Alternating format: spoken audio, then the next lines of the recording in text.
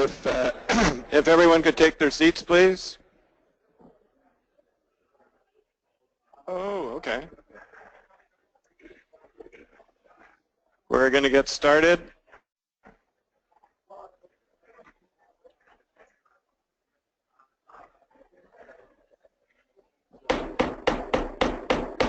If everyone could take their seats, please, we're going to get going.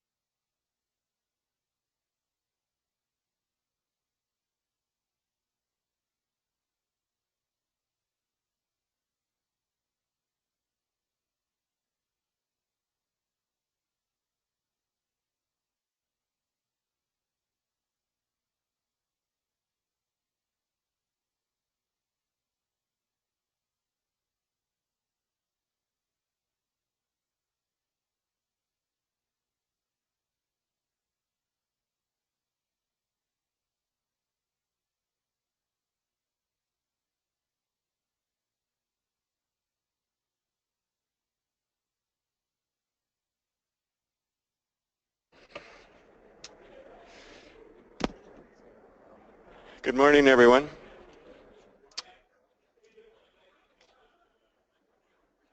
We have a couple of items on our agenda today. If everyone could take their seats, please.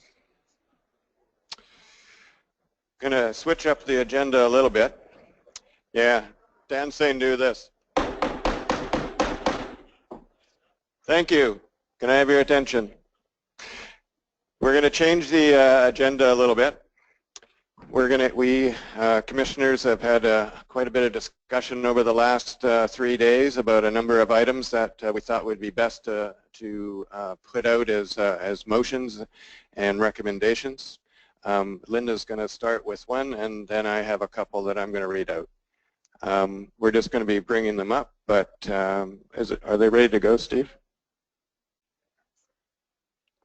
And then once we've gone through that process, there probably could be a bit of clarification questions, or there might be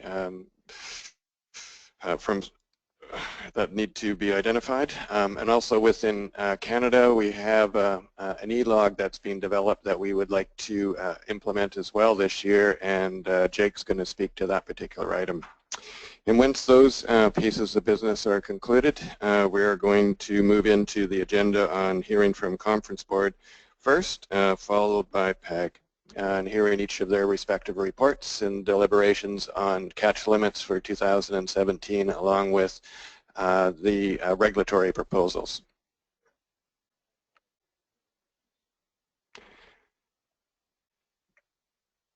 So, Linda,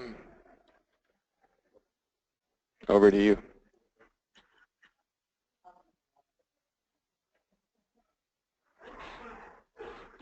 So I would like to make a motion. Motion would be that the Commission initiate a process to develop alternative biologically based stock distribution strategies for consideration by the Commission and its advisory bodies, that the Commission request the assistance of the MSAB in initiating this process. Thanks very much, Linda. And so the intent of today is not to vote on these motions, but we're to put them out for information and for questions, correct? Yes, and happy to speak a little bit to the motion if whenever you'd like me to. Okay. So we will be, having a bit of a discussion about probably some of these, and then we will be formalizing and voting on these tomorrow. So does anyone have any questions from on the commission table of what Linda just presented?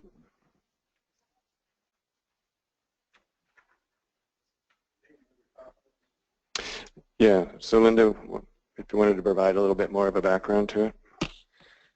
Sure, yes. Thank you, Mr. Chairman. So one of the things that has concerned me in the last few years is the little bit lack of consistency, I would say, relative to a harvest policy and apportionment strategy, and looking to move more towards a consistent and more widely accepted process for the IPHC, which I think is a direction we're moving as we recognize what the problems are with our existing harvest policy. Part of that is to have a way of recognizing the distribution of the stock across areas. Right now, that process depends completely on the survey weight per unit effort with some corrections that are applied to that. It may be appropriate to take a look at some alternative strategies for determining the stock distribution across areas to feed into our discussions about how the stock is then apportioned and catch limits developed. So that's my intent, is to start that process. If the MSAB can entertain proposals, hopefully this May, and have some discussion around what those alternatives might be for assessing stock distribution, then I think it gets us moving, and hopefully we're in a better place by next year's annual interim meeting and annual meeting. Thanks very much, Linda. Do any of the commissioners have questions for Linda? I'm not seeing one. A question for you, Dave. We can provide copies of these. Okay, so copies will be provided of each of these. So I do have a couple that I'd like to go through, and I'll read them out and see if there's any questions from any of the commissioners. A number of them are really housekeeping ones, I would term them, and others are more substantive. So first, whereas staff and the Commission advisory processes have demonstrated that eBio is outdated and inconsistent with current assessment results, and this is noted in the Blue Book, page 2072. And whereas numerous elements of the current harvest policy are reliant on eBio, and whereas the Commission has agreed that the current harvest policy is considered to be outdated, Canada recommends that reference to all elements of the current harvest policy reliant on eBio be eliminated. Canada recommends that the status quo SPR can serve as an interim handrail that allows all participants to gauge this and future years' catch limit discussions in comparison to previous years. I'll just stop there and see if there's any questions or comments that commissioners would like to make. Jim? Yes, thank you, Mr. Chairman. So this is with the understanding that we're looking forward to this in the future, and we're not correcting historically references and eliminating it from past documents and that sort of thing. That is correct. Yeah. If there's no other questions, I'll move on to the second one. The second one is the intent is to provide a clear accounting for all mortality, and it's to do this in a couple of stages. So I'll read this out. Whereas the Commission has indicated its interest in clear accounting for all mortality, and whereas Canada has put forward catch limit allocation principles proposing that catch limits include all sources of mortality for each regulatory area, and whereas the Commission requested that the IPHC Secretariat provide further explanation at the 93rd session of the annual meeting in 2017, Canada recommends that the presentation of harvest advice and the negotiation of catch limits should be changed to include all sport and wastage removals in the FCEY.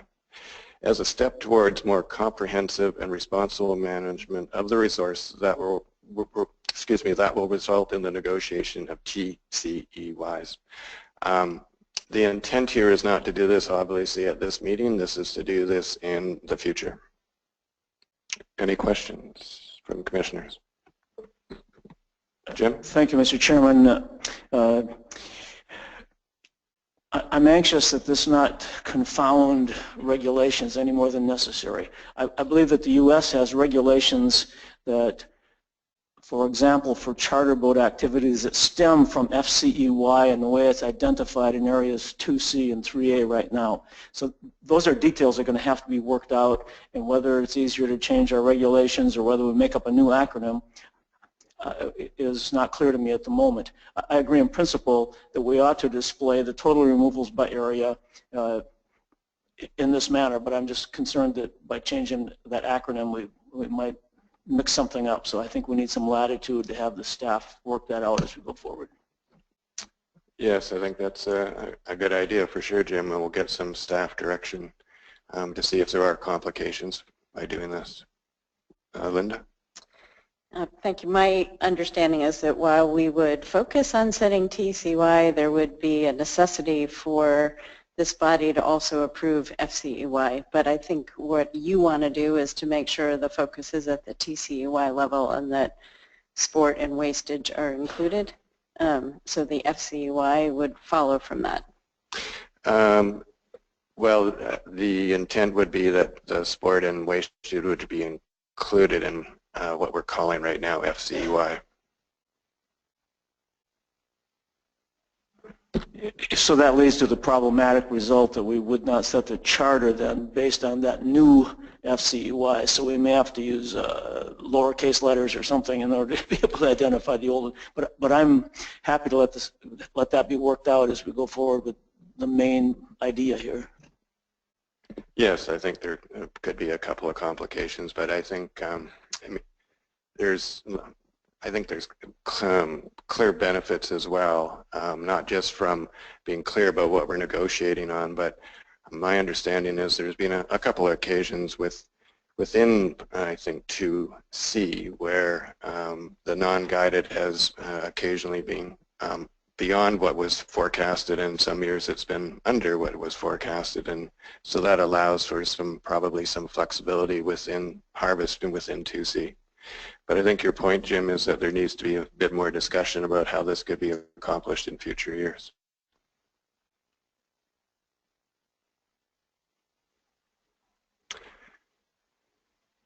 The next one is we've had a lot of discussion over the last couple of years around the expansion of the set line survey, both within Canada and within the United States. And we've also at the same time seen a lot of work done by IPHC staff on the use of that set line data, and Ray Repster's provided us a number of presentations of what's Ray's termed the space-time modeling. So this particular work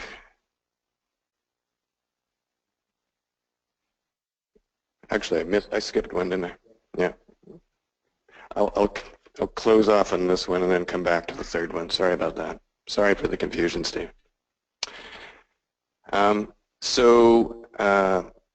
What the intent of this is to point out, and I did talk about this a number of times during the course of this meeting, about some of Canada's concerns around the implications of increasing the set line survey and implications for some other species of concern to us. In particular, yellow-eye rockfish is the example that I've been using. But here is the language. Whereas the Commission noted the potential implications of periodic survey expansion on the stock assessment model and apportionment arising from the survey, and whereas the Commission recommends that the IPH staff develop an information paper associated with the survey expansion, and whereas there are implications of survey expansion in 2B for species of conservation concern and protected areas, and whereas Canada would like to better understand the value of the additional survey information, Canada requests that IPHC staff work with domestic agencies and interests to explore options to the proposed survey expansions to minimize impacts on species of conservation concern and area closures before proceeding with planning and any survey expansion in 2B. I'll just see if there's any questions from commissioners.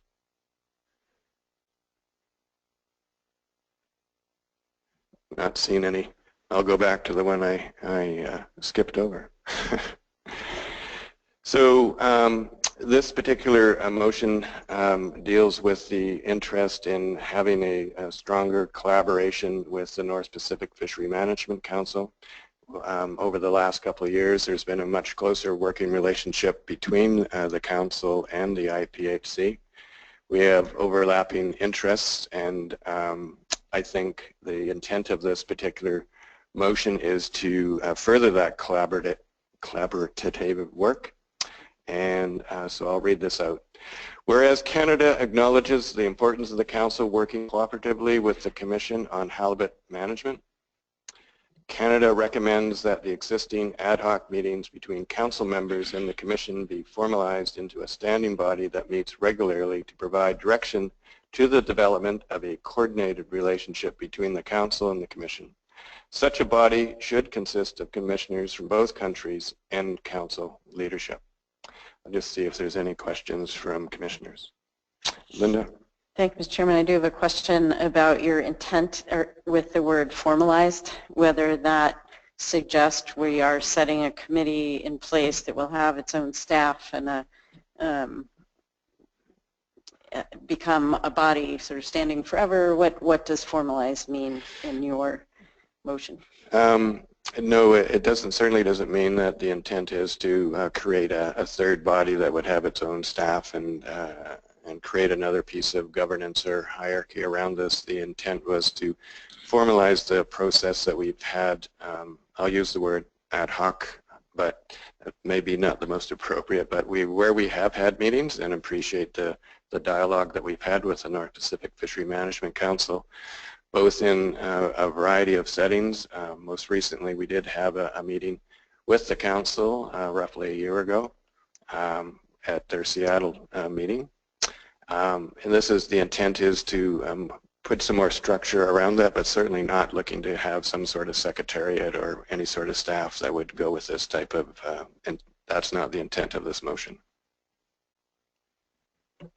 Linda? Maybe two more questions if I could. So your intent then is a request to the Council to see if this is an idea they agree with, but in your request it's that the full body of the Commission would meet with the full body of the Council, or would you also be open to the leadership of Council and Commission meeting? Certainly be open to ideas around this. I think maybe more the latter one, but I think having some discussion and figuring out what was going to work best for both parties.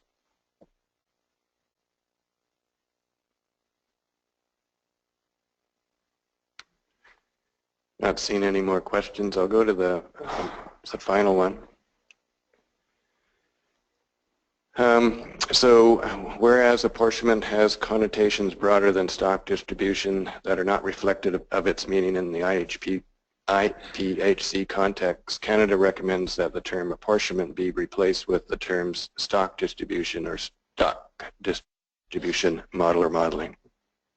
Are there any questions from commissioners? Jim? Well, thank you, Mr. Chairman. I think it's a fine idea to for the staff and the modeling results to identify to the best of their ability where the stock is by areas, and so I think stock distribution in that context is appropriate. This does not speak then to a harvest policy that says how the stock abundance identified in each area results in a quota, a catch quota. That would be a subsequent act, and it always has been subsequent, but I think that your point is that when we said allocation, it confused the identification of the location of the stock with the step that ultimately led to a quota. So to my mind, this makes that phrase distinct in the modeling, and it's before the consideration of what quota comes from each area. Yes, that's absolutely correct. Not seeing any other questions. Jake, I'm going to turn to you to deal with the other issue around the ELOC, if you'd like to introduce that, because it will require some regulatory adjustment to the IHBC regulations. Thank you, Mr. Chairman. Right. Not only do I sit here as a commissioner, but I've also sat on this electronic logging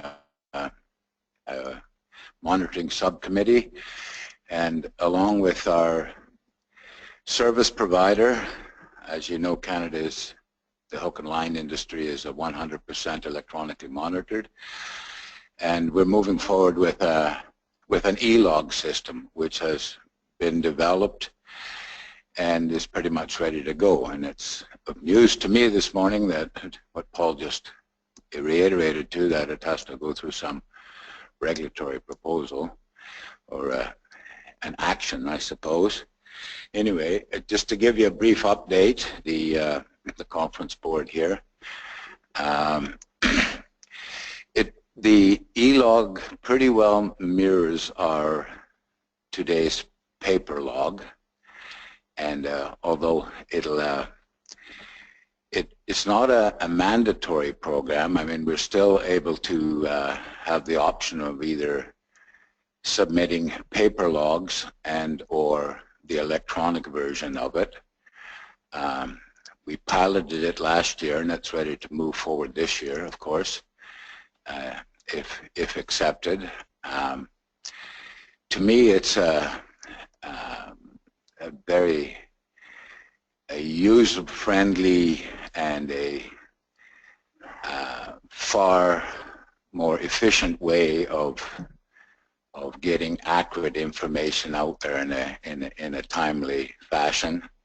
So yeah, I'm quite excited about it and moving forward, and I hope it works out well. So if there's any questions, I'd be willing to about this program. I'd be willing to accept them. So any questions for Jake from commissioners? Linda? So maybe if you would, Jake, could you be a little specific about the regulatory change that would be made and what it is that you're proposing? Maybe I could. Well, I think Paul should speak to that because this came to me about 20 minutes ago. Fair enough. Yeah, thanks, Linda. Well, it will require some adjustment to the IPHC regulations, and I think working with our staff and working with the IPHC staff to make that adjustment, I don't think it's a big change. As Jake has identified, the option is open to fishermen. This regulation changes only affects Canadian fishermen, and it would allow them to use e-log to capture all the data and submit all the data that's used to manage the fishery and provide their catch information as long as, and where they caught it. So maybe what I would do is ask Dave if he had any comments or that he wanted to bring forward about this proposal. Thanks, Chair. And only having received this 15 minutes ago, it's a little bit of a scramble. To point out for those of you who do have a copy of the regulations 2016 in your hand, it's section 16 paragraph 5, which is looking to be amended. At the moment, that currently says that the operator of any Canadian fishing vessel for halibut shall maintain an accurate log record in the British Columbia Integrated Groundfish Fishing Log provided by TFO. So it's my understanding that there would simply be additional text added, that an electronic log would also be permissible. In terms of concerns, we just want to make sure that the same information was collected or would be collected and provided accordingly. So there would need to be some level of verification if that would be possible. Yes, thanks very much, Dave, and I do apologize for the late notice. I realize 15 minutes is not a lot of time.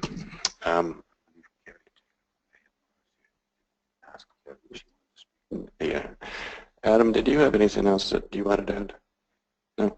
So I think that's it for now, Dave. We'll work with you to see about getting this implemented so that fishermen would have the option to use it this year, and then if they choose not to, that it would be basically business as usual. And I'm sure, you know, if there are challenges that that come to light with making this change, then it may not be considered for this year, but I think to me it's a relatively small adjustment and allows flexibility for fishermen. And what I understand from Adam and Jake and from Kerry, that is the service provider for this is quite a significant cost saving to fishermen as well. So there's quite an impetus to, you know, reduce cost and but yet still get all the information that's required. Linda? Just for my own clarification, it would take an additional action by the Commission to make it a requirement to use e-log. Is that correct? Yeah, we would have to change the regulation again if we were going to go to the step and saying this was the only way to submit the information. Great, thank you. But I don't see that right now happening at all. Great, thank you. So if there are no other questions from commissioners on those particular items, going to move on to hearing from the conference board. And I believe Jim and Jeff are going to provide that presentation.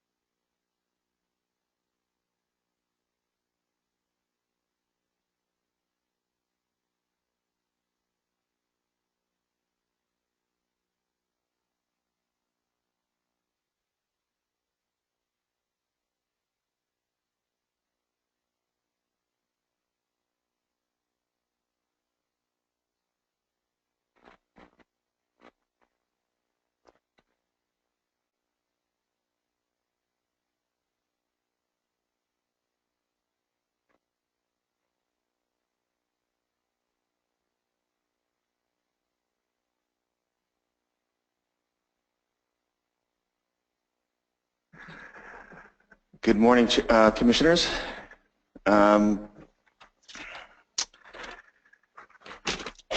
This is, I'll start off, this is a draft report. I've already noticed a couple of omissions, and we normally have this report vetted by a few people on each side of the U.S. and Canadian side, but due to the fact that we didn't get it done till probably this morning, that didn't happen. So we expect that there'll be some people or organizations that will want to provide some comments and revisions to this, which is fairly standard here. So underway as the U.S. side selected Jeff Kaufman as the co-chair and myself, Jim Lane, as the Canadian co-chair. This is Jeff's first year and my second, so we're fairly new to this as chairs, although we've been members of the conference board for quite a while. The United States accredited 46 organizations, and Canada accredited 39. I think it was one of the largest conference board membership we've had to participate in this meeting in quite a while. The conference board chairs would like to acknowledge and thank the IPHC Secretariat for help with the meeting notes. The chairs also point out that the time allocated for the conference board at this meeting was a few hours less than in the recent past, and it had made it problematic to get all the business of the conference done completed. Like I said, there's a couple of missions here. So after we did the accreditation, we had a short presentation by Tim Lohr on the IPHC Staff sex marking project, informing the fishermen about the importance of it and how well this project is going and how it's needed for improving stock assessment. And there's general agreement by commercial fishermen that they would be be a pretty good uptake in participating in this. We started with commercial season dates. The conference board recommends an opening date of March the 4th, 2017, and a closing date of November 20th, 2017. The U.S. delegation recommended a March 4th opening date so as to get as long a season as possible and reduce overlaps with the Alaskan herring and sablefish fisheries. As well, March 4th allows for a Saturday start to the season and has good tides. The next good tides are March 18th, but that time conflicts with the Boston Seafood Conference. The Canadian delegation would prefer a March 18th opening date for the season to allow more time for fishing for fish migrating back from their spawning areas and to reduce conflicts with BC's herring fisheries, but agreed to a March 4th date to accommodate the U.S. fishermen's concerns. The U.S. side closing date recommendation of November the 20th is consistent with their wanting as long as soon as possible. The U.S. delegation acknowledged that a November 20th closing date was 2 weeks later than has been in the procedure for the past few years, but felt it was important to convey to the commissioners, the conference board is conveying to them what dates are appropriate for harvesters. Canada recommended a closing date of November 7th, but agreed to support the U.S. closing date. The conference board members were all in agreement that if the commissioners did not support a November 20th closing date, the season should not close earlier than November 7th. This motion passed with 83 in favor and 1 opposed for the opening date and 78 in favor and 5 opposed for the closing date. We also had reports, the conference board had reports from the MSAB chairs a couple of times throughout the meeting.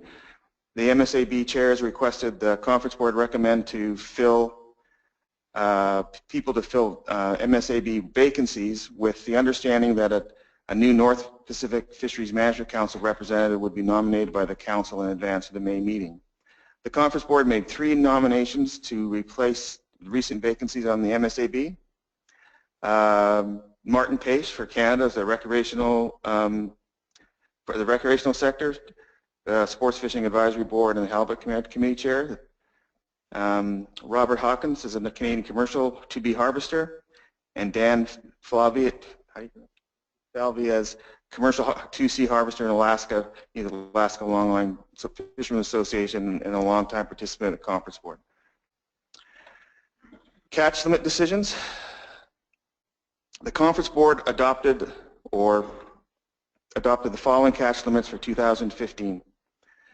2A, 1.33 million pounds. On Canada, this passed 38-0. Adopted by the US 36, 3, and 4. 2B, 7.9 million pounds. Canada was 38-0. The US 15-4, 20 against, and 10 abstentions. 2C, 5.4 million pounds. Canada 35-4, 0 against, 1 abstention.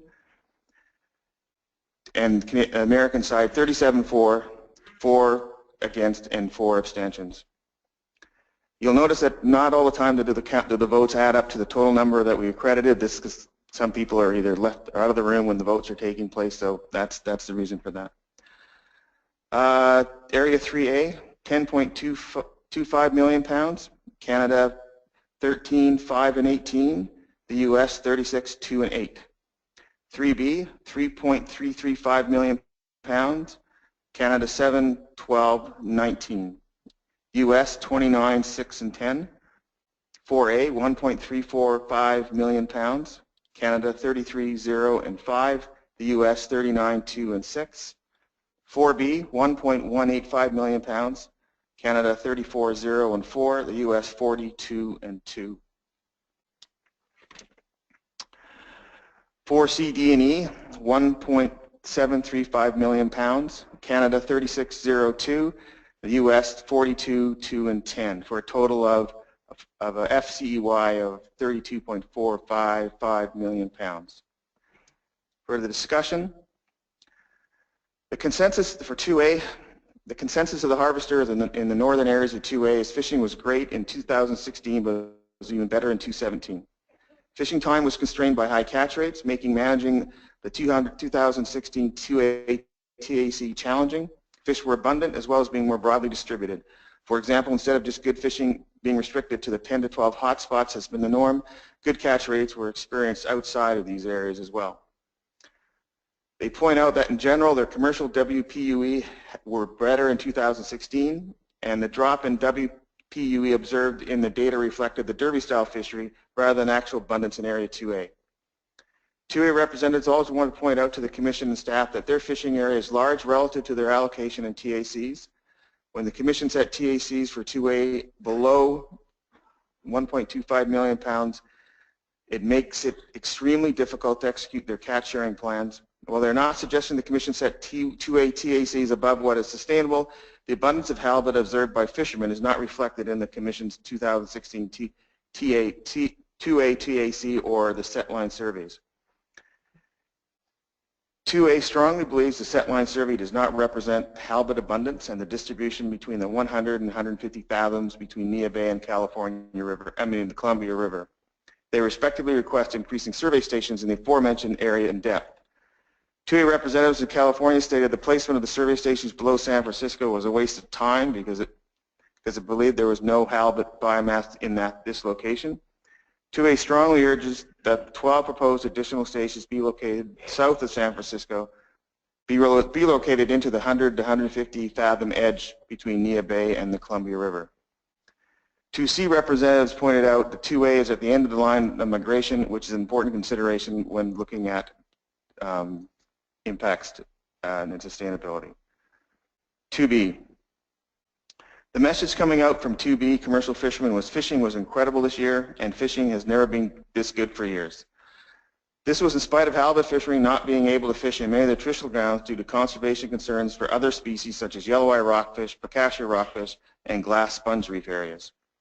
Commercial fishermen also pointed out the Commission's method of apportioning stock distribution is wrong as it's not matched up with actual fish abundance experienced by fishermen. The recreational fishery also experienced great halibut fishing coastwide in BC. 2B also pointed out that the Survey 032 WPUE and NPUE has also been increasing or stable over the last 10 years. As well, the commercial WPUE has been increasing since 2008 and is now approaching the highest values on record for 2B. These trends have occurred during a period when Canada's total removals have ranged from 7.7 million to 15 million pounds. And the catch limit that Canada would be seeking will result in a total mortality for 2B at the low end of this range.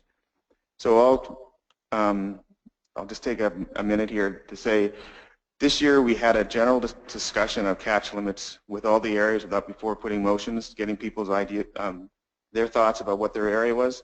And so this is sort of a combination of those 2 days of discussions. Further, 2B pointed out that they have 100% at-sea dockside, dockside monitoring, either by observers or by EM, of all hook and line, trap and trawl groundfish fisheries since 2006. So there is low uncertainty in the 2B estimates of halibut removals from all their commercial groundfish fisheries. 2B also points out that Canada accounts for all its recreational and non-trawl halibut mortality landed and released within the FCEY. Some representatives from 2C stated they would not be supporting the 2B catch limit proposal. They believe 2B is doing well because TC harvest rates are so low. They proposed an alternative scenario, which is where the catch is spread around 2A to 2C where the catch is sort of evened out between the areas 2A to 2C as a different perspective on how to look at catch rates or catch limits. Regulatory areas in 2C have had for the past couple of meetings requested that all Area 2 be subject to a similar harvest rate. The Harvest Board was given a table requested by the 2C groups and prepared by the IPHC staff that showed potential 2017 Area 2A, 2B, and 2C FCEYs using a harvest rate based off the 3-year average of the aggregated Area 2 realized harvest rates. Under such an approach, the harvest rate based on the current perception of stock distribution and harvest policies would be about 30%, and the FCEYs would be 2A would be 1.08, 2B 6.83, and 2C 6.39, and the TACs would and the TCEYs would be 2A would be 1.21, 2B 7.71, and 2C 8.18. Furthermore, members of that minority felt that the harvest rate above 30% was too aggressive for the current biomass projections. The Conference Board recommendations resulted in an assumed harvest rates on the current, based on the current harvest policies of 34.3% and 26.4% in 2B and 2C respectively. 2C. So in addition to those comments made by 2C during the 2B discussion, representatives pointed out that their area has the fastest growth at age on the coast, and all their abundance indices are continuing to trend upwards. 2C fishermen continue to see good fishing with high WPUEs in both survey and commercial fisheries. They point out their TAC set by the Commission for the past few years are increasingly at odds with what fishermen are observing and catching on the ground. 2C continues to see significant increase in their abundance indices, but the TACs are not matching them. Apportionment is wrong, and we need area-by-area management. 3A. 3A stocks seem to have stabilized. WPUE and size of fish has been increasing in the previous 2 years of the survey and fish results. 032 WPUE increased 10% in the 2016 survey. Of the coastwide stock estimate, an increased portion of the stock is returning to Area 3 in general and specifically to 3A. 3B, fishing success matches up well with the setline survey results. There's an increase in abundance of halibut and more larger ones. There's observations of lots of fish and fishing in the shallows, better catches than 3 or 4 years ago. Some 2C representatives were concerned 3B's proposed 22% increase from 2016 is too much. 3B responded that they are seeing a positive response from the concerted harvest that they have had in the prior years. Representatives from 3A familiar with 3B point out 3B is taking significant harvest reductions and now its stock is rebounding. There's less risk in giving the area a harvest increase, which is also supported by the decision table. 2B representative pointed out that the bycatch estimates for the Area 3 are the most uncertain in all regulatory areas, so they are not supportive of increasing their directed harvest until bycatch estimates improve. 4A, fishing was better than, and the size was incredible as the terms were used, 33 to 38 pound average this year compared to the upper 20s in the past. 4B, commit comments that better fishing, 4,000 to 5,000 pounds a day was easily achievable. The WPUE was not reflective of reality because it does not include boats with snap gear or automated bait systems. These boats consistently have highest catches in our area. 4B pointed out the quota is already so low that one person could have taken the whole thing. So reducing it more would force fishermen not to fish. 4C, D&E.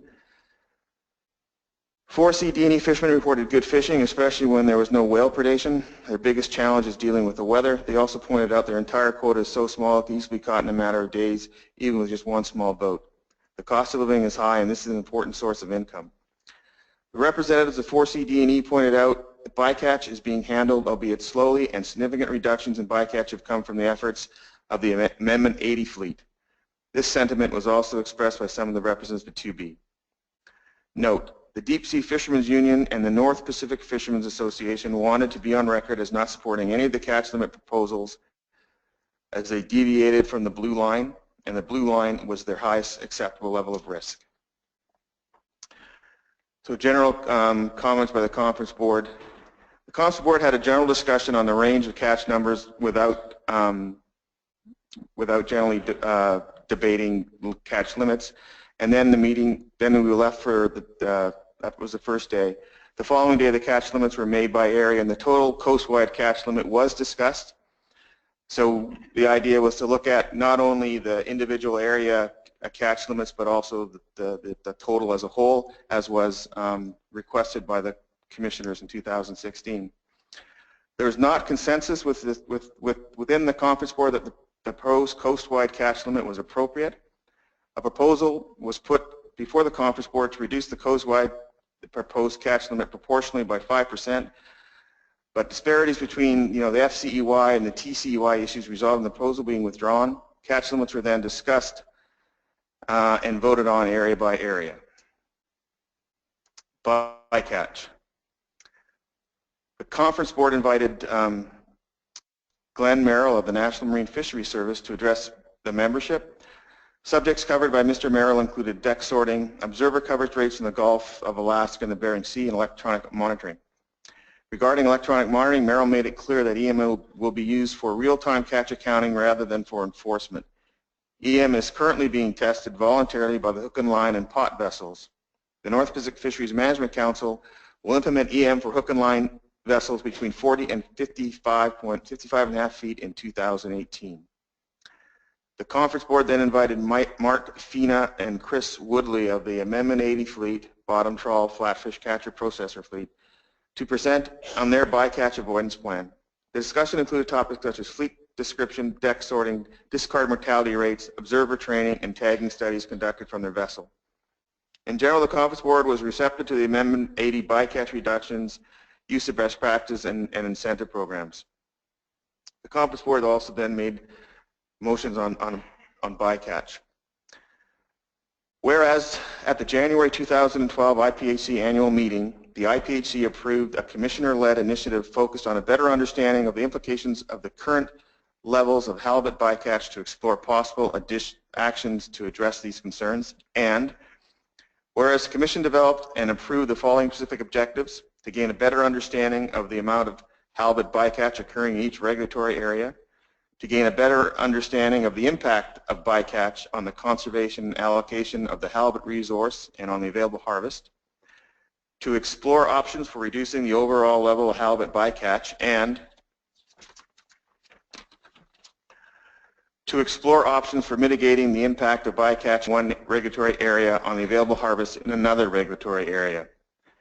And whereas the Conference Board acknowledged the importance of the Council working cooperatively with the Commission on halibut bycatch management, and whereas the Conference Board understands the Council has indefinitely postponed the work on a Gulf trawl bycatch management program, and whereas the RAW for 2017, page 76, says bycatch in Area 3 remains the area where bycatch mortality is estimated most poorly, and whereas the Conference Board understands that North Pacific Fisheries Management Council is exploring abundance-based halibut bycatch management, and whereas the Halibut Convention says the Commission may, during both open and closed seasons, permit, limit, regulate, or prohibit the incidental catch of halibut that may be taken, retained, possessed, or landed from each area or portion of an area by vessels fishing for other species. Therefore, the Conference Board recommends that minimizing bycatch and improving monitoring as outlined in the preamble remain a high priority, particularly in Area 3, that the existing ad hoc meeting between the Council members and the Commission be formalized into a standing body that meets regularly to provide direction to the development of a coordinated relationship between the Council and the Commission. Such a body should consist of commissioners from both countries and Council leadership, that in accordance with the Magnuson-Stevenson Act National Standard 9, that the Commission encouraged the Council to incorporate the minimization of bycatch to the extent practical as part of any harvest control rules and indices that are developed. The motion passed with a show of hands with all members approving except with one opposed and one abstention. The Conference Board, although this is missing in the report, also discussed the changes to the rules of procedure that was presented by the IPHC Secretariat. We we missed that, but generally there was a motion path that endorsed the changes to the rules of procedure. There's probably some comment on that, but I'll find the notes. That was communicated to the commission staff yesterday, but we will put it in the report, the revised report. Regulatory proposals. So the Conference Board also went through the list of regulatory proposals on a one-by-one basis. So Proposal A, a motion was made to support Proposal A to eliminate a recently identified bias in Pacific halibut removal estimates, net weight, by requiring all Pacific halibut to be landed and weighed with their heads attached for data reporting purposes. In addition, the motion requested that an exemption for frozen at sea halibut be made. The exemption for delivering head-off frozen at sea halibut will maintain the 24-inch minimum size described by the Pacific Halibut Fisheries Regulations 13.1b. The motion passed by hand with 1 vote no and 5 abstentions. Regular Proposal B. A motion was made to remove the IPHC closed area as defined by the IPHC Regulation 10, which applies to halibut fishing only. Concern was expressed by members of the Conference Board regarding implications of opening the closed area to longline halibut fishery. The Conference Board discussed the idea of the closed area as a nursery and felt it should be closed to all other fisheries rather than allowing longline halibut fishery to fish in the area. The motion failed, 0 in support, 11 abstentions, and all the remaining votes were no. Regulatory Proposal C. A presentation was made by the NIMS Office of Law Enforcement regarding this proposal. Several questions were asked by the Conference Board to provide clarity in this proposal. So the motion was made to harmonize the IPHC Regulation Section 18 with the 50 CFR 679-7 F4, fishing in multiple regulatory areas 2C to 4E. Motion passed by hand vote with 1 opposed, 1 abstention, and all in favor. Regular proposal D, E, and F were all withdrawn by the proponent. Proposal G, closure of the nursery area. After a fairly lengthy discussion regarding other fisheries in the closed area, concern over implications if trawl, longline, and pot fleets are displaced from this area, and the need to understand the effort in catching the area was discussed, and this motion was tabled. So it's the feeling was that if this area specifically was set out and closed to everyone, that the fisheries that are catching bycatch, halibut bycatch there would just move into the areas that are already being fished by the directed fleet. Okay.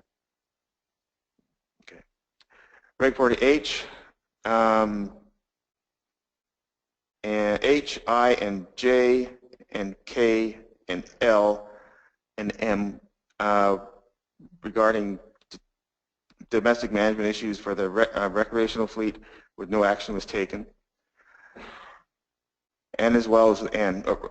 Regulatory proposal O, clarifying pot gear requirements. The proposal was modified from its original form for clarity and intent. A motion was made to allow commercial halibut fishermen to have aboard and deploy shellfish pots during the halibut season as long as those pots have rigid perimeter openings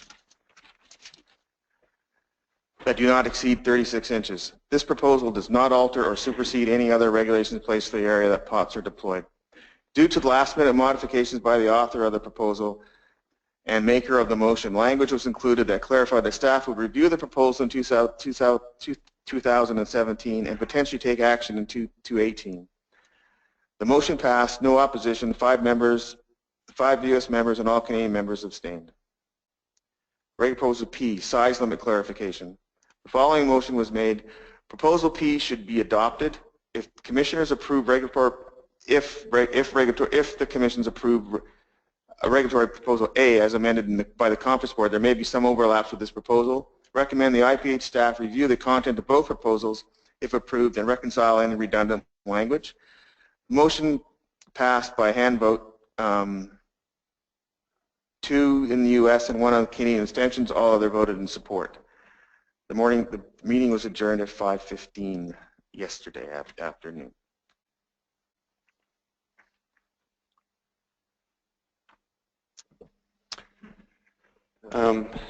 Thanks very much, Jim. Can you just remind me what the change is that you're going to make again, just for clarification? The ones I can identify right now, I think Jeff was handed some.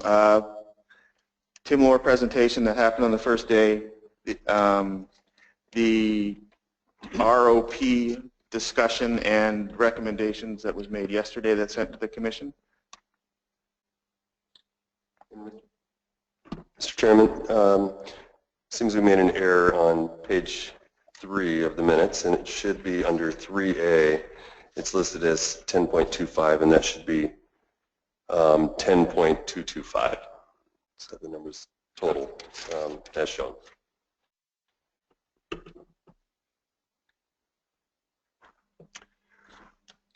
All right, thanks very much, Jeff, and thank you very much too, Jim. That was a lot to go through. Any questions for either Jeff or Jim from Commissioners? Linda. Thank you, Mr. Chairman. First, thank you for all your work. I know it's not an easy job, and you did a great job summarizing. It looks to me like all the various comments that were made and rationale it was giving. I do want to ask, I have a couple of questions. My first is relative to the comment at the bottom of page 6 from Deep Sea Fishermen's Union, North Pacific Fisheries Association. When they spoke to the blue line being their highest acceptable risk, were they talking about the decision table and risk to the future of the stock going down? Is that sort of what they were referencing with their comment about their highest level of acceptable risk? Well, That's the state. That's basically what they told us. I think it's their belief, and I could be paraphrasing this, is they believe that things should be at the blue line, and if you go above the blue line, that's an unacceptable risk. I don't know if it's based just on the tables, but just that's their feeling or their position is it should be the blue line and nothing above. Okay. And if that's not exactly what they had in mind, we'll talk to them. They can amend it. We'll revise the statement in the next draft. Thank you. Or maybe one of them will come forward. Mm-hmm. But could I have one more question? My other question was relative to the proposal, the head attached proposal. Was the intent there? Which one was that? Well, there's two of them, but I think the one you spent the most time on was the one from the IPHC. So okay, it's regulatory proposal A. Was the understanding that where fish are delivered fresh head-on, that there would now be just one measurement, 32-inch? Was that the intent of the conference board? Yep. And then if it's delivered frozen, it would be the shorter, the 24-inch. Yeah. But if they're frozen, they have the option. They want to have the option to keep the head off just for space in their holds. But then it would be the 24-inch. Great. Okay. Thank you. Bob? Yeah, Jim and Jeff, thanks for a really great report. I know it's a lot of work to put these things together and corral over 85 organizations. Yeah, really great job. So I'm looking at page 8 and 9 where you get into regulatory proposal B, and there's a similar proposal, regulatory proposal G. And on the first one was the staff recommendation, which would have been to get rid of that nursery area. Conference board discussed the idea of the closed area as a nursery and felt it should be closed to all other fisheries. And then there seems to be a different opinion under the discussion of regulatory proposal C, where there's concern over implications if trawl, longline, and pot boats are displaced from this area. So could you kind of speak to that? Sure. Thank you, Mr. Chair and Commissioner Alverson. That comment about it in proposal A that it be closed to all fisheries was a comment that was made during that section. But when we got to the next piece, we started to talk about some of the implications of closing that area to all sectors, and there was concern there about what happens if you squeeze that balloon and where does the effort go? Does it displace that fleet and put them in places of higher bycatch? And so I think our thinking, I believe, evolved from the time we were at first proposal to the time that we got to the last one. And so at the end, they just felt like we didn't have enough information to make an informed decision about whether or not closing that area would be beneficial. Okay. Thank you. Any other questions for either Jim or Jeff? Oh, Jim? Mr. Chairman, so Jeff, was there a recognition that the closure of that area to the ground fishing gear actually is in the domain or the control of the North Pacific Fishery Management Council, and of course the Commission could recommend that it be closed to those gears, but we aren't able to close it. Was that understanding out there? I'm not sure that it came up in that regard. I think there was maybe general understanding that that was a council issue, but it wasn't really discussed very much. Thanks for the clarification on that, though. I think that helped the conference board in their understanding.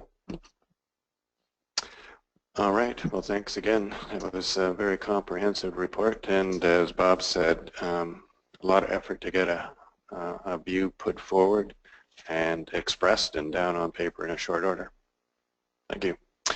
So next we will turn to hear from Peg.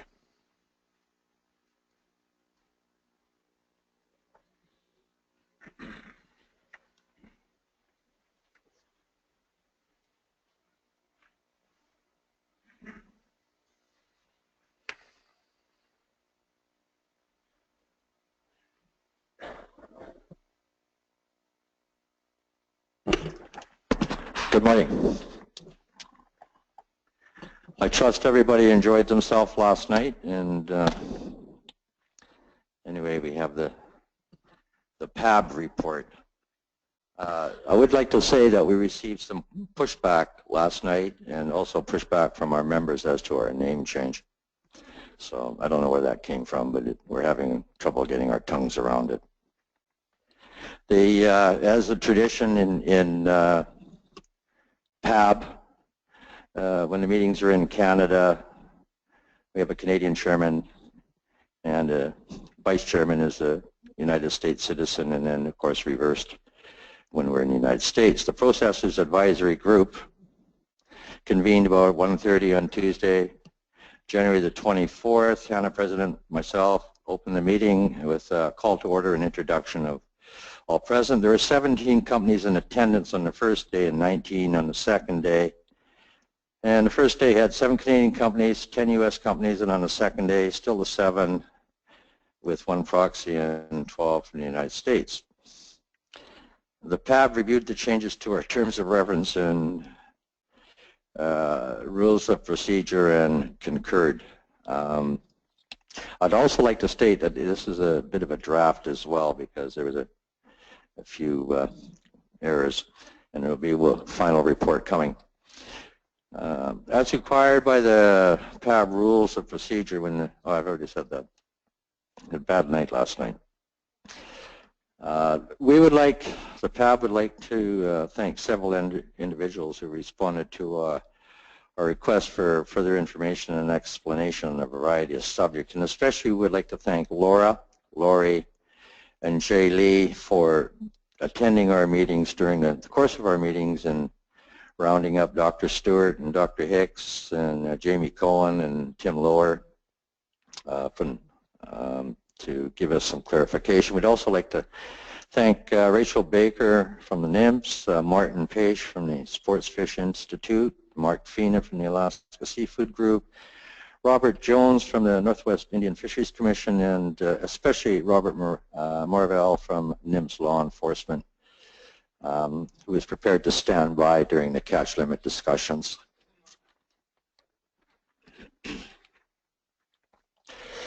PAG approved with a vote 14-1 to recommend an opening date at noon on the 18th of March 2017 and a closing date of noon 1st of November 2017. It's been the tradition of the PAG to support a Saturday opening so that the fresh fish can arrive in the market for the weekend sales. This date on the third Saturday in March, it also has perfect tides for the opening because it's between the 2 moons. We have traditionally supported an earlier closing and do again this year of Wednesday, November the 1st. We've had said before and continue to express a significant drop in market interest when quantities go down at the end of the season. That, coupled with the deterioration of the weather in most areas and increased problems with quality, part of the reasons for our supporting this recommendation of November the 1st. And finally, we strongly support it because the closure date so the IPHC can collect and process data from the stock assessment in a timely manner. On the Secretariat proposals on the head-on landed weight requirement, including removal of the 24-inch head-off minimum size limit, PAG voted 13 in favor and 1 opposed to recommend that the Commission support Proposal A with the exception of the frozen at sea fisheries in all areas. That exception will allow the halibut to be landed head-off and will adhere to the current minimum 24-inch regulation. On Proposal B, the IPHC closed area removal, we voted unanimously to support that proposal. On Proposal C, the fishing in multiple regulatory areas, we voted unanimously to support that proposal. On Proposals D, E, F, G, H, I, L, M, and N, we voted unanimously to recommend that the Commission follow the staff advice on these particular proposals. On Proposals J and K, elimination of the law requiring skin to be left on the halibut fillets and allow filleted halibut in the sports fishery. The PAG voted unanimously to recommend that the Commission not support either of these proposals. We see no merit in either proposal and recognize that it will affect or would be difficult for the various enforcement agencies.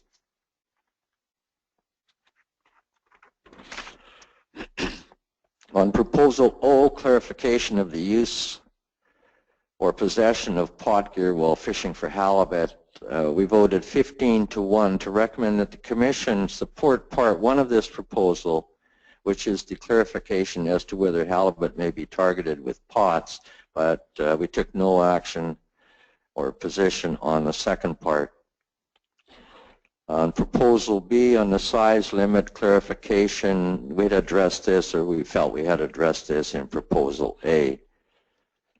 I might add, though, that during our deliberation on Proposal A and Proposal B, it came to our attention that what happened if the Commission or yourselves had not approved a Proposal A, and that perhaps we should comment more on P, but we just chose that, you know, if we have to, we can deal with it next year. On the catch limits, we approved a total amount of catch limits in 2017 of 32.225 million pounds. This breakdown, as you can see by the report, by the regulatory areas. PAG has traditionally voted on a total as opposed to a number for each regulatory area. We support the numbers in Area 2 because there's been a steadily strong increase in both survey and commercial CPUEs. There are many anecdotal reports of good fish abundance and well beyond what's shown in the surveys. These harvest rates are similar to those applied last year, and it appears that the biomass is responding properly. We think there's work to be done relative to the survey's CPUEs because the numbers are so disparate between the survey and the commercial reporting numbers. We believe that transitioning to the SPR approach will have a positive impact on the spawning biomass in all halibut management areas. We also want to offer feedback on this year's Blue Book. It was not as comprehensive and helpful as it has been in the past. And for an example, traditionally the staff has given us their idea as to what they want for opening and closing dates. I didn't find that this year. I might have missed it, or it wasn't there. Much of the narrative refers to tables and charts and graphs that are not in the Blue Book but in the RAW, which most people don't have access to these at these meetings. For instance, it would be helpful to have a full set of CPUE trends by regulatory area, such as the graphs on page 394 of the RAW, which shows the 3-year projections in Table 4 of the RAW and page 189. You know, for years we got an idea from staff of what the projections might be given that word uncertainty. But, you know, we're a bunch of old guys in there, and, you know, we need this kind of help. So we adjourned at 2:30 yesterday afternoon, and down below you will see the companies that were represented. And I would like to just add one thing that we have traditionally done or have done, that we are always united when we come out of our meetings. Even with extensions, we come out united, and we did it again this year. Thank you. Thank you very much, Blake, for your report. I'll see if there are any questions from commissioners for you. Linda. Thank you, Mr. Chairman. Thank you for another excellent report from both of you. I did want to ask the same question I asked of the conference board relative to Proposal A and Proposal P. My understanding, one of the differences between the two, the staff proposal required fish to be delivered head-on if they were fresh. The proposal from the industry spoke to having just one measurement of head-on fish at 32. So there aren't fish that are measured at 32 and then later again measured at 24, and you get a weird fish with a big head and all of a sudden that person is in violation. Was it your intent in your action on the staff proposal that it would include the concept of the one measurement that was part of Proposal P for head-on fish at 32 and head-off at 24? Yes. And the other thing is, from a quality issue, especially on the fresh market, you know, you get a 7 or 8 or 9 or 10-day trip and we're due to weather or other circumstances, and the minute you lob the head off the fish, whether it's a consistent head cut or not, the tips start to turn, and they turn quickly. By leaving the head on, when we cut the head off the fish, not only do you get your consistent recovery of 88.2 in Alaska and 88% in British Columbia, but we have a nice clean head cut, and the fish, the meat in behind there, the sweet meat, looks very, very good, and customers like that. You have to remember one thing, okay, from the processors. Once the customer has our fish and he owes us money, by the grace of God, go us. I'll remember that. Thank you. Any other questions? Jim? Well, I didn't hear the last phrase, and it must have been funny, so I'd like to have it repeated. Once the customer has the fish and he owes us money, by the grace of God, we go.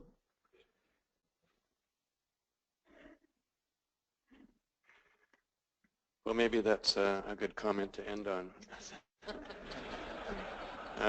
Thanks very much, Blake, and thank you for the reception last night. I had a very good time there, met some new people, and saw some others I hadn't seen for a while. Also, on behalf of Hannah and all of our members and our sponsors, you're very welcome. Also, last night you provided an award to Don McLeod for, I believe it's called the William J. Kelleher Award for Excellence. So Don's here in the audience, and just wanted to recognize you, Don.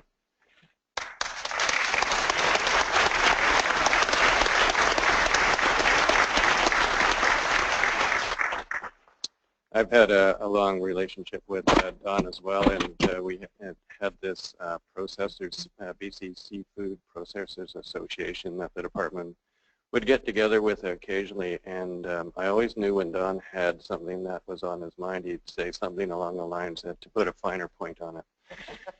So, Don, good to see you, and thanks very much again for the presentation. Yeah, Bob. Oh, is this maybe a question for both the PAG and the conference board. There's quite a disparity in the opening date, one of the 4th and one of the 18th, I think. And is there, have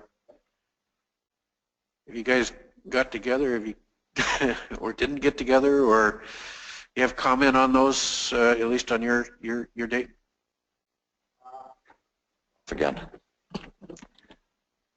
Yeah, we'll compromise on a closing date, November 7th. March the 18th, right between the moons, perfect tides. Even though the Boston Seafood Show is on that particular weekend, everybody's back by Tuesday, which is normally when you get your fresh fish. PAG has always advocated an earlier closing for the last 5 or 10 years. But last year we closed at November 7th. I don't know when the U.S. Thanksgiving is in 2017, but that is a big factor on fresh halibut sales. So there's a compromise there, you know, on the closure, but it would be really nice if we, you know, last year we opened on the 19th, if we could open on the 18th. It's up to you guys and ladies. Thank you. Mr. Chairman, I'm not sure if the conference board has any further comment other than what's in our minutes in front of you on the debate on the opening date either. Well, we could ask and see if Jim wanted to add any further comments.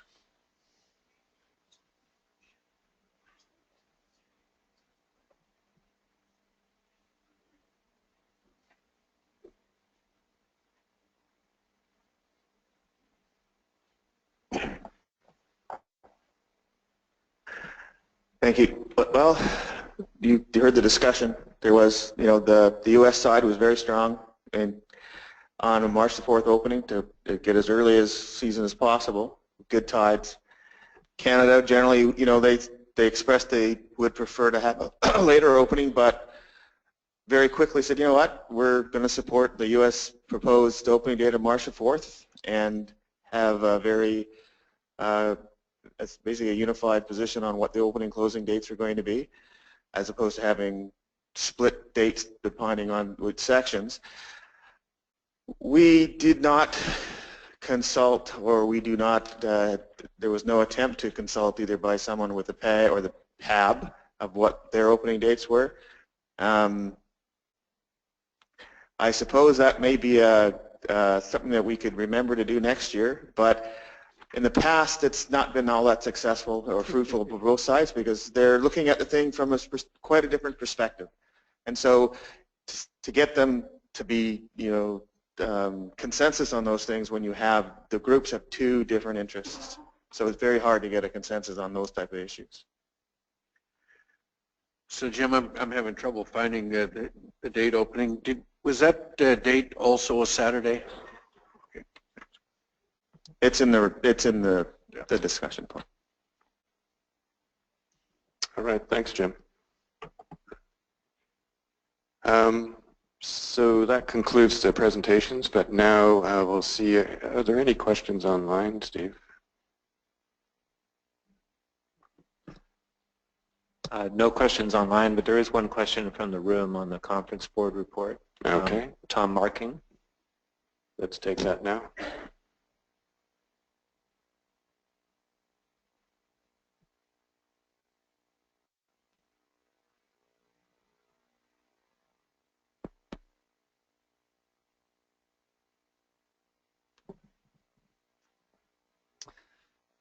Thank you. I would suggest some rewording of the conference board report on page 4, the 4th paragraph regarding the 2A and the proposed survey sites in Northern California, and I would suggest we replace that 4th paragraph with this. 2A representatives suggest the 42 expanded proposed survey sites listed below the 40-degree latitude line in Northern California have slight chance of catching any halibut. This area historically has reported only occasional Pacific halibut caught by groundfish anglers as incidental catch. Rather, we propose that 8 to 10 of these survey sites be placed between the 40 and the 42-degree line, and 12 more be placed into the 100 to 150 fathom line between the Nia Bay and the Columbia River. These remaining proposed sites, if deemed appropriate, could be relocated within the 2A area, where they may provide more valuable survey and abundance information to the Commission. We suggest this would be a more efficient use of the IPHC resources and staff time. Thank you. Linda? Thank you. I wondered if you had the benefit of someone involved with the survey come in to talk to you about those California sites. We did. We asked Dr. Wedger to come in. And I know he gave an explanation. I was in the back of the room. It was hard to hear a lot of what he said. I'm not sure. I think it has to do with proposed expansion. They assume that area right now is 0, and they want to test it to see if there's anything there. And I guess my concern is that if we end up with 42 sites with 0, it's going to pull our weight per skate down to 5, 6, 7 pounds per skate. And while the biomass may be the same for the entire area because they're going to expand the bottom area, it seems like kind of an imprudent use of the time because there's never been any halibut in any concentration in that area. It's just been minor catch. The Punta Gorda area north has always been, historically for 100 years, is where the commercial fleets caught and moved north. So I just question why. I mean, it was so difficult to get any surveys down there, and now that we've gotten, you know, those 15, suddenly we're going to put 42 more down in an area that was never requested and has never had a history of catching halibut. Thank you. All right, thanks very much. I did see one hand up in the audience, Ken.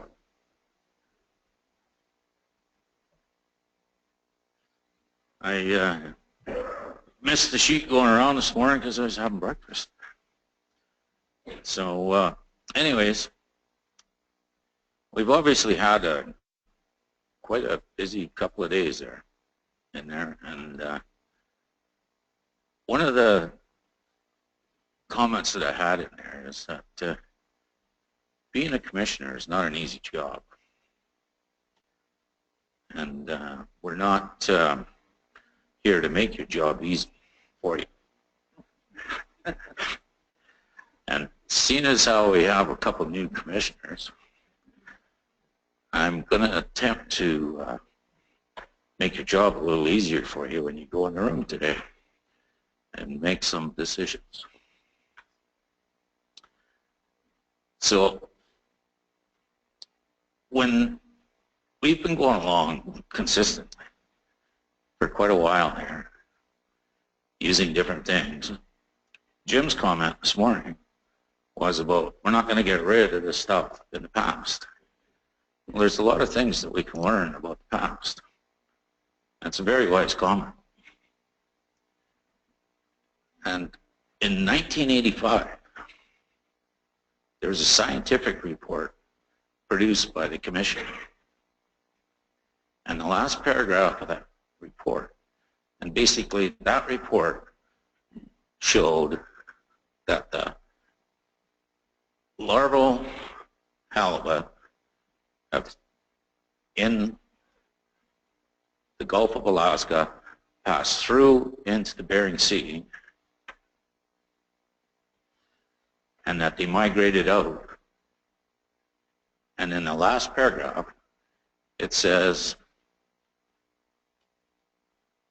that the bycatch could affect all the way down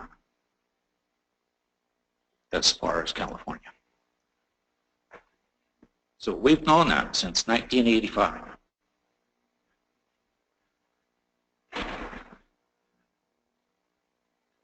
And we've come along here now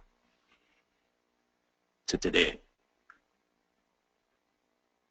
And the first day, Ian gave our presentation.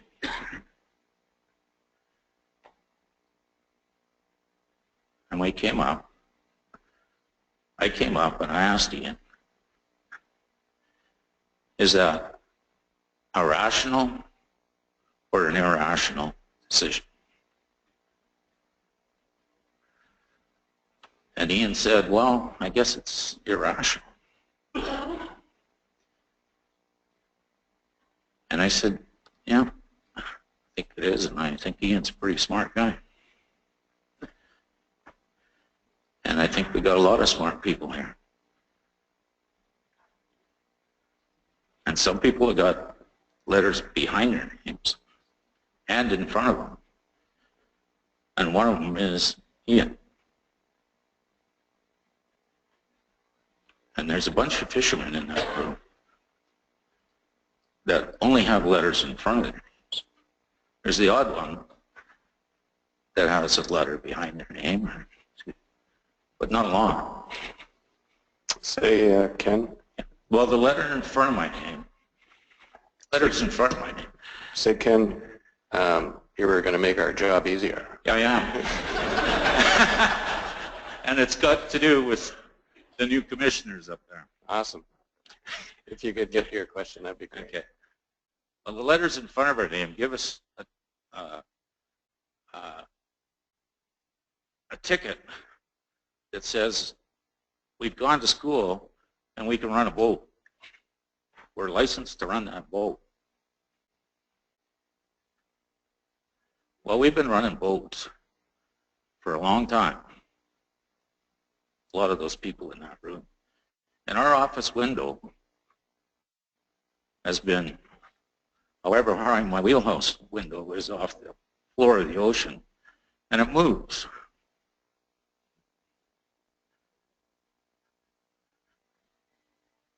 Around constantly. And we see things and we know what's going on. So what we're faced with here is a time when we've all decided, okay, taking the bottom area and using the bottom area and taking a resource and dividing it by the bottom area and saying this is what you get there and this is what you get there and this is what you get there. Say, Ken, really, you got to get to the question. Okay. If not, I'm going to... Well, it doesn't work, right? So what I'm hearing, Ken, what I'm hearing from you is you have some concerns about the set line survey in California, correct? And well, okay, so the set line survey in California. If you put your question to us now and we can take it into consideration, please. If all we're on is the set line one in California, and I get one more opportunity because I'm, you know, what's rational and what's irrational, I think is what is really important here in the long term when you go in and you make your decisions today. So if you want to look at that one, and I didn't particularly want to look at that one, because one of the rational parts about that is I think the guy from California was up here as a sports fisherman who's had a lot of problems with rockfish in that area, that particular area. Just like we have. I avoid them all the time. Does it make any sense at all to go and do a survey in Southern California to catch a bit of rockfish, maybe to find a couple halibut, to use that bottom area so that I can lower my weight per unit average to do a bunch of things? I kind of don't think it does to put a rockfish stock into jeopardy. This commission was started 92 years ago about conservation of the resource. Ken, okay. Ken, I'm going to cut off the microphone shortly, honestly. You've been up for 4 minutes. And I've asked you twice to put the question to us. Okay. So the question is... And so in all respect, ask your question. So the question is, when you go into that room and you sit and decide, make your decisions, are you going to be rational about what you do, or are you going to be irrational? Thank you very much, Ken. One more question.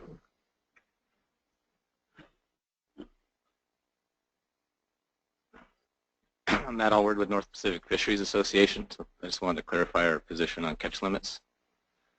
So we felt, since we're not scientists, we kind of have no choice but to trust the science. And on the risk table, at the blue line, it was about a 50-50 chance in year 2020 the stocks would decline more than 5%. And that was about as high as a risk we felt comfortable with.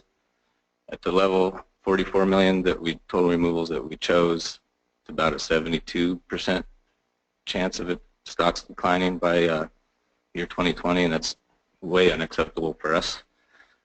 We also wanted to note that with the large uncertainty in the actual stock assessment itself, which Ian pointed out to us, that we should even take a more cautious approach since we don't really know what's going on with the stocks. Thank you very much. I see another couple of folks.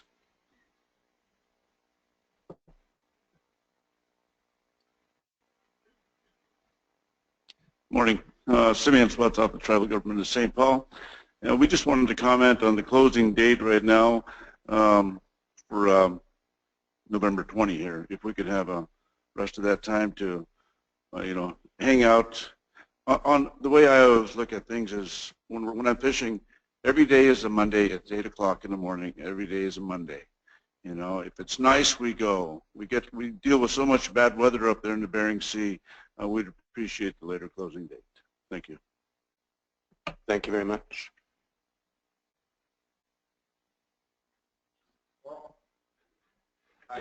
Ken, no, we have. Do you know a few things about the stocks to make it easier for you? Because one of the things that we do know is that... Ken, you're being very disrespectful to everyone in this room. We have a number of people on the speaker's order, and I'd like to follow it, and I'd like you to respect everyone else in this room. Commissioners, Clem Tellian here, Elliott Enterprise Corporation. I'm talking about the size limit. I plead with you to drop the size limit. If we're harvesting no males, if you harvested down to 26 inches, which what it was when I started fishing, 96% of those between 26 inches and 32 inches are males. You'd be taking 96% males. It's utterly ridiculous to have the size so high. It was put there by Ralph Ford in the Derby days when you couldn't sell those frozen little paddles. They now go quite easily on the surimi market. And all I can say is we're leaving a whole bunch of males unharvested. It wouldn't hurt your female catch to lower it down because 96% of those between 26 inches and 32 are males. I'm asking you to please lower the size limit. Thank you very much. I see two more hands. There's a gentleman at the back in the blue sweater. Yeah, one on mine.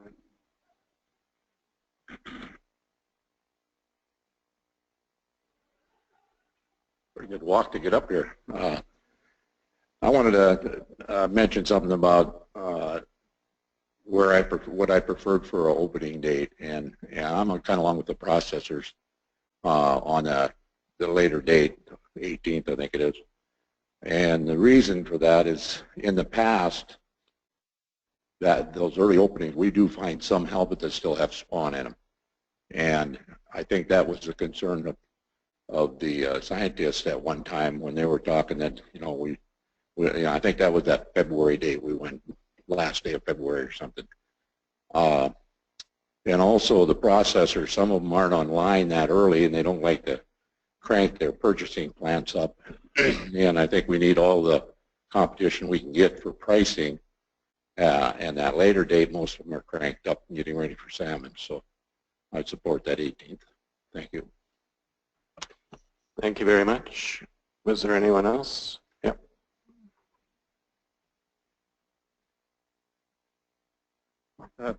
Thank you, Mr. Chairman. Sean McManus, Deep Sea Fishermen's Union. We were asked earlier by Linda to clarify why we stood by the blue line. And in addition to the, from the scientific standpoint that the gentleman pointed out earlier, we also look at it from an economic standpoint in that any members that are buying quota at today's prices are leveraged quite hard. And so if we stick by the blue line, we're hoping that we'd enjoy an increase in the TAC, and that's really the only chance that members or fishermen would survive if we're deviating from the blue line. And people have invested that hard into the fishery, and the TAC goes down, it could be devastating. So that's our second reason to stand by the blue line. Thank you. Question. Did you have any follow-up question on that, Linda, or is that interesting?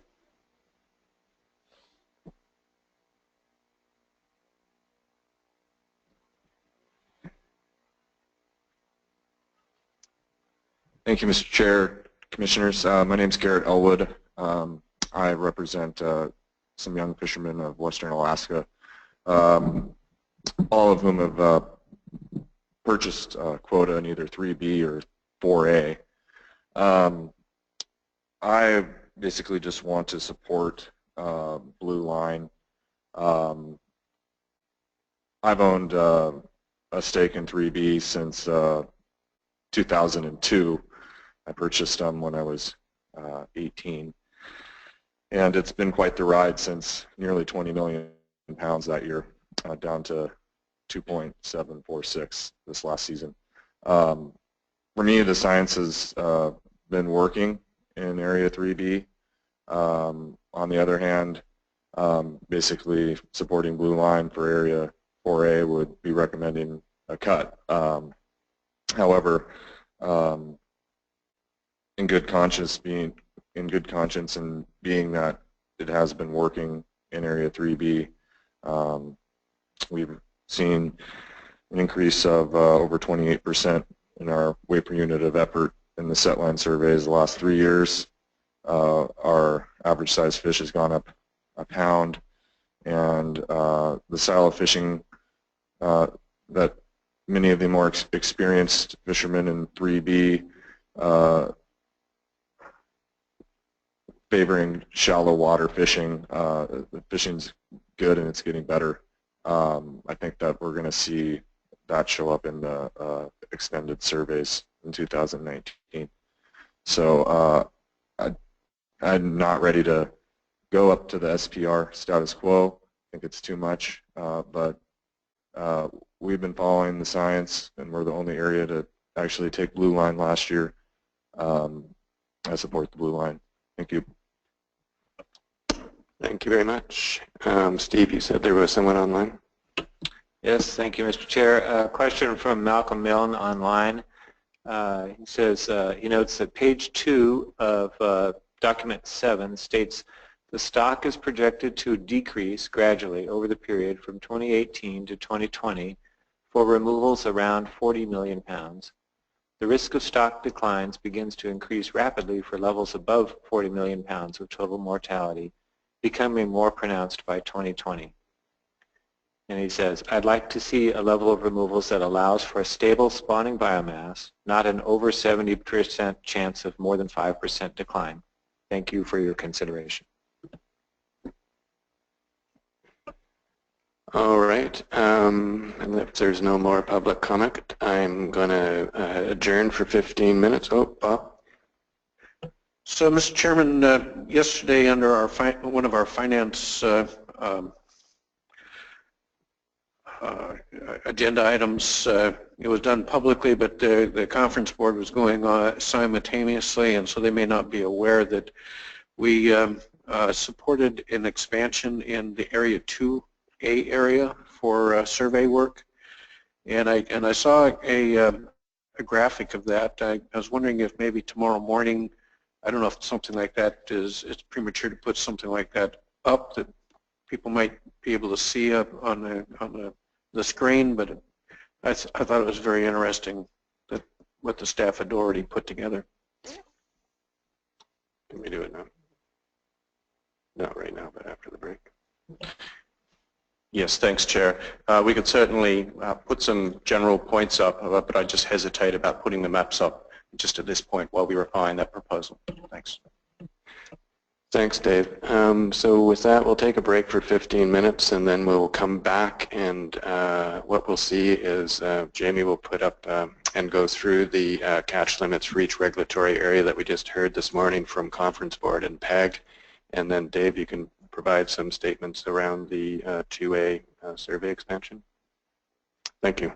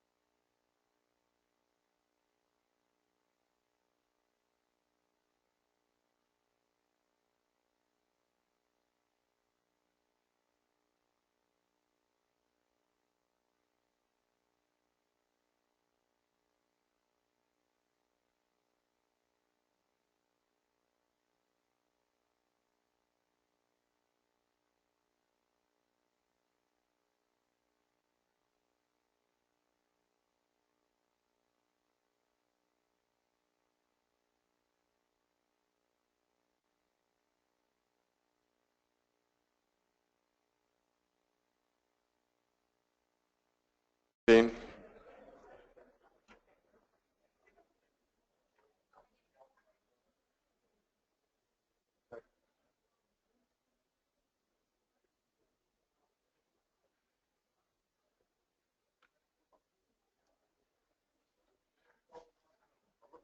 All right, we have, if everyone could take their seats, please.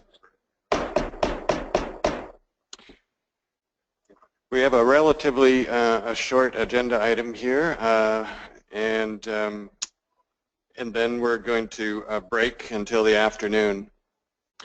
And I'm going to turn it over to Jamie. There's some stakeholder catch limit proposals that came in, I guess, Jamie, between the interim meeting and this annual meeting. And you're going to run through those for our information and basically for information.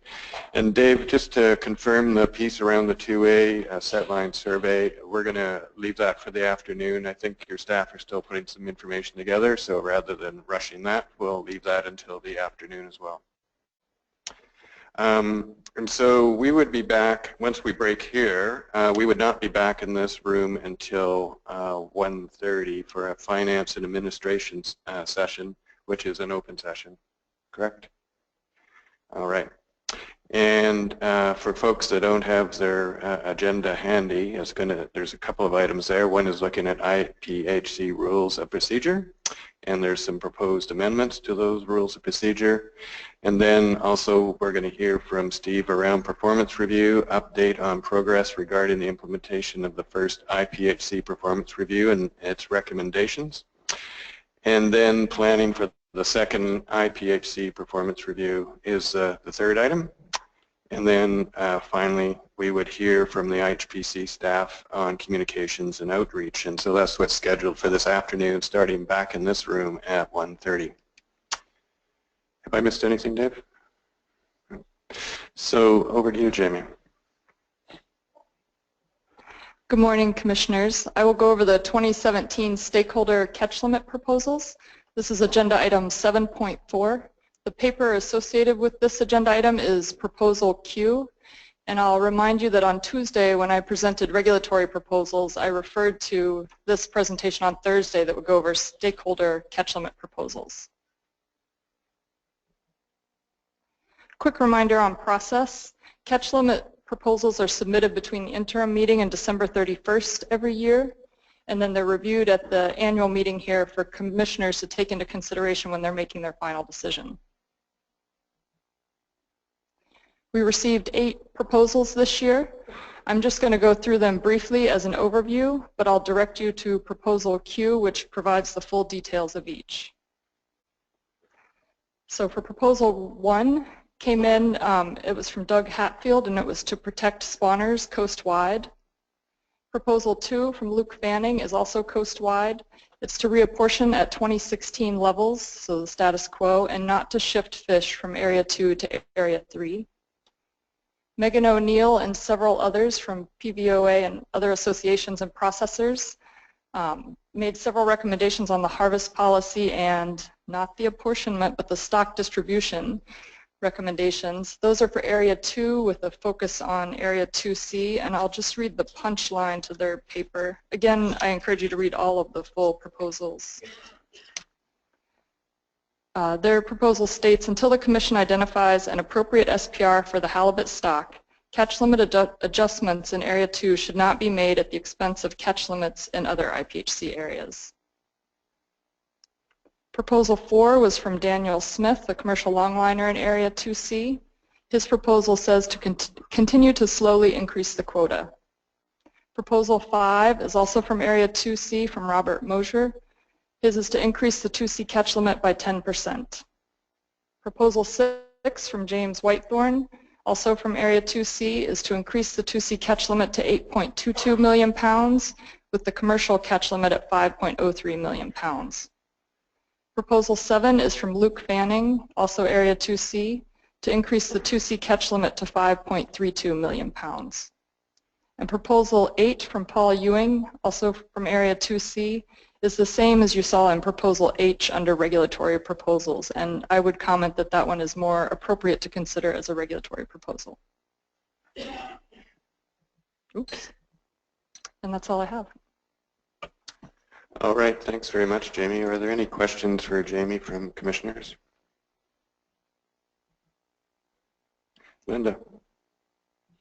Thank you, Jamie. I was not able to pull up quickly the one from Megan O'Neill and PVOA, but I do remember that it spoke to apportionment and harvest rates. Can you remind me of that part of the proposal? Sure. I'll read through, and it's on page 5 of Proposal Q.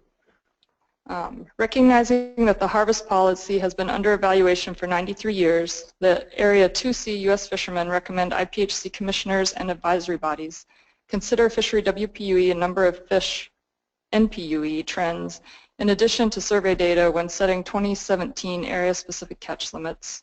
Areas with increasing indices should not be subject to apportionment reductions until a fully revised harvest policy is approved. Just looking here to see if there were further. I'll keep reading the other 2 bullets here.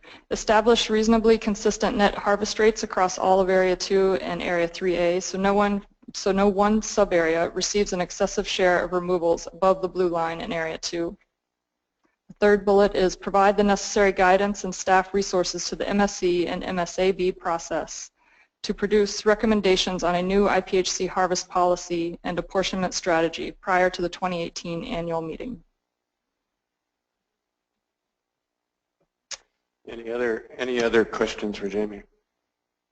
No. If there are not, then we are adjourned for, until 1:30 when we'll come back and have a session of finance administration with the agenda items that I just read off earlier. So thank you very much, and enjoy a break in your lunch.